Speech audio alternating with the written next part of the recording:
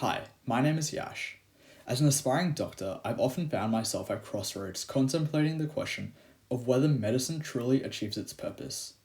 I often hear that the goal of medicine is to heal the sick, and although I truly respect the intentions behind this lofty sentiment, with our growing aging population in the developed world, we must begin to accept that achieving this goal will become increasingly difficult. That's why I will be discussing my thoughts on a video titled "Should Doctors Help People End Their Lives?" by Rohan Francis, an interventional cardiologist in the UK and creator of the channel Medlife Crisis. I will begin by discussing some moral quandaries associated with rejecting assisted dying, and then will provide some suggestions for an alternative approach to medicine. Rohan discusses the challenging journey of his mother who died from progressive bulbar palsy, an incurable illness. He recounts that his mother had no fear of death itself as she had achieved everything she wanted in life, but rather she had a fear of suffering.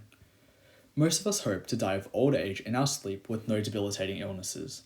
However, those with terminal illness are not afforded this luxury. Patients with late-stage cancer, multiple organ failure, or motor neuron disease must continue living for months or even years with the knowledge that the rest of their life will be plagued with suffering. I encourage you to imagine yourself in a position where you are forced to spend every living moment with net suffering. Personally, I think this is a grim reality.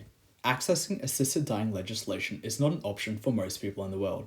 Therefore, most are left with only two options: to either seek expensive assisted dying programs in countries like Switzerland, or take their own life in an uncontrolled and painful manner.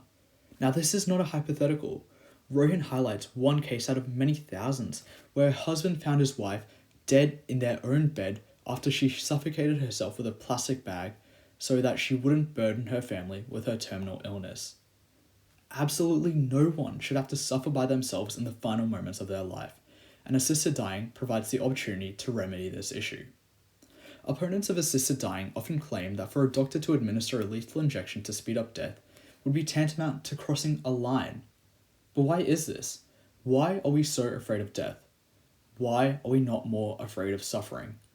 Personally, I think medicine should adopt a more utilitarian approach towards assisted dying. The mantra of doing no harm must be replaced by seeking to minimize suffering and maximizing pleasure. Our goal in medicine is to heal the sick, but when this is no longer possible, our imperative must be to reduce suffering.